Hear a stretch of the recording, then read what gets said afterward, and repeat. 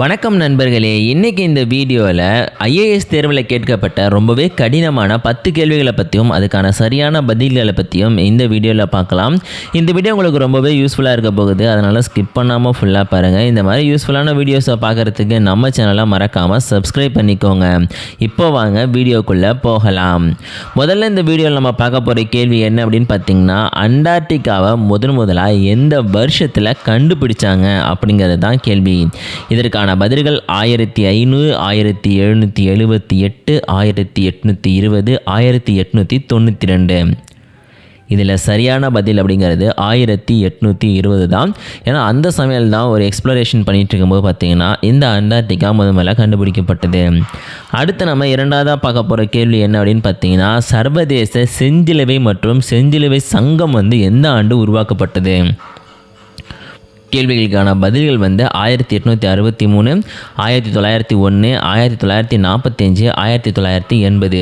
இதில் சரியான பதில் அப்படிங்கிறது 1863 தான் உருவாக்கப்பட்டுச்சு. அந்த சமயத்தில் தான் நிறையா போர்கள் ஏற்பட்டு சமயத்தில் இந்த செஞ்சிலுவை சங்கம் அப்படிங்கிறது உருவாக்கப்பட்டுச்சு.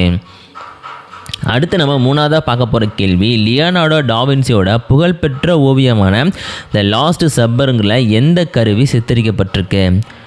1 மாத்திரைகள், 2 வீணை, 3 கிட்டார். இதுக்கு சரியான பதில் அப்படிங்கிறது வீணை. வீணைகளை பற்றி தான் பார்த்திங்கன்னா அந்த ஒரு லாஸ்ட் சப்பர் அப்படிங்கிற அந்த சித்திரை பார்த்திங்கன்னா உருவாக்கப்பட்டிருக்கு. அடுத்து நம்ம நாலாவதாக பார்க்க போகிற ரொம்ப முக்கியமான ஐஏஎஸ் தேர்வில் கேட்கப்பட்ட கேள்வி என்ன அப்படின்னு பார்த்திங்கன்னா, செர்னோபில் நியூக்ளியர் பேரழிவு அப்படிங்கிறது எந்த நாட்டில் நடந்துச்சு? அதாவது எந்த நாட்டில் இந்த செர்னோபில் பிளாஸ்ட் அப்படிங்கிறது நடந்துச்சு அப்படிங்கிறது தான் கேள்வி. இதற்கான பதில் அப்படிங்கிறது ரஷ்யா, உக்ரைன், பொலாரஸ், லிதுவேனியா. இதோட சரியான பதில் அப்படிங்கிறது உக்ரைனில் இருக்கிற செர்னோபில் அப்படிங்கிற இடத்துல தான் இந்த ஒரு செர்னோபில் பிளாஸ்ட் அப்படிங்கிறது நடந்தது.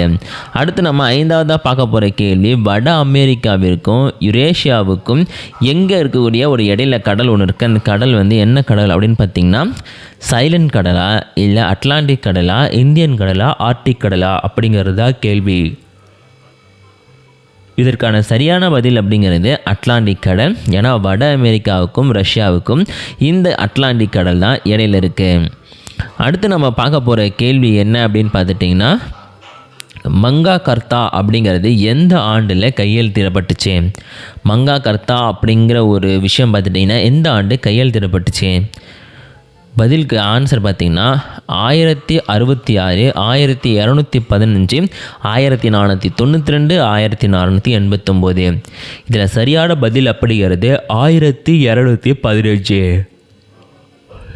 அடுத்து நம்ம ஏழாவதாக பார்க்க போகிற கேள்வி என்ன அப்படின்னு பார்த்திங்கன்னா, சாப்பாடை குளிர்விக்கிறதுக்கும் உரைய வைக்கிறதுக்கும் ஒரு ரசாயனத்தை பயன்படுத்துகிறாங்க. அந்த ரசாயனத்தோட பேர் என்ன? இந்த ரசாயனத்தை பயன்படுத்தினா உடனே சாப்பாடை குளிர்விக்கவும் உரைய வைக்கவும் பயன்படுத்த முடியும். Sodium, hydrogen, oxygen, nitrogen. இதில் கடைசி ஆன்சராக இருக்கக்கூடிய நைட்ரஜன் தான் சரியான பதில். நைட்ரஜன் லிக்விடை பயன்படுத்தினா போதும் எப்பேற்பட்ட ஒரு சாப்பாடு இல்லை எந்த ஒரு பொருளையும் நிமிஷத்தில் நம்மளால் உரைய வச்சிட முடியும். அடுத்து நம்ம எட்டாவதாக பார்க்க போகிறது, பிரமிடுகள் மற்றும் ஸ்பிங்ஸுக்கு பிரபலமான நாடு எது? பதில் 1 இந்தியா, 2 சீனா, 3 மெக்சிகோ, 4 எகிப்து.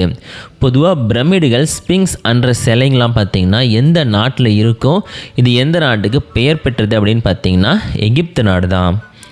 அடுத்து நாம் 9வதாக பார்க்க போகிற கேள்வி, பூமியில் கடந்த காலத்தை ஆய்வு செய்யக்கூடிய அறிவியலோட பேர் என்ன? சில பேர் பூமியில் ஒரு காலத்தில் வாழ்ந்துருப்பாங்க, அவங்க அழிஞ்சு போனதுக்கப்புறம் அவங்களுடைய வாழ்க்கையை ஆராய்ச்சி பார்க்கக்கூடிய அறிவியலுடைய பெயர் என்ன? முதல்ல பழங்காலவியல், 2வது வானியல், 3வது மானிடவியல், 4வது புவியியல். இதில் சரியான பதில் அப்படிங்கிறது பழங்காலவியல் தான். ஹிஸ்ட்ரி கிளாஸ் தான் பார்த்திங்கன்னா பழங்காலவியல். அதுதான் பார்த்திங்கன்னா சரியான அந்த ஆய்வு செய்யக்கூடிய அறிவியலின் பெயர். கடைசியாக நம்ம பார்க்க போகிற கேள்வி, இந்த கேள்விக்கு முக்கியமான ஒரு பதில் என்ன அப்படின்னு பார்த்திங்கன்னா, ரத்தத்தில் ஆக்சிஜனை கடத்துவதற்கு பொறுப்பான ஹீமோக்ளோபின் இருக்குது பார்த்திங்களா, இந்த மூலக்கூறு எந்த ரசாயனத்தோட அடிப்படையில் இயங்கிக்கிட்டு இருக்கு? முதல்ல நைட்ரஜன், 2வது இரும்பு, 3வது ஆக்சிஜன், கடைசியில் வெள்ளி. இதற்கு சரியான பதில் அப்படிங்கிறது இரும்பு, அதாவது அயன். அயன் மூலமாக தான் பார்த்துட்டிங்கன்னா நம்ம உடம்புல வந்து ரத்தம் அப்படிங்கிறத உடம்புல இருக்கிற எல்லா செல்களுக்குமே வந்து ஹீமோகுளோபின் கடத்துது அப்படிங்கிறது தான் உண்மை. இந்த மாதிரி நீங்கள் வந்து ஐஏஎஸ் தேர்வில் கேட்கப்பட்ட முக்கியமான கேள்விகளை பற்றி தெரிஞ்சுக்கிறதுக்கு நம்ம சேனலை மறக்காமல் சப்ஸ்கிரைப் பண்ணிக்கோங்க.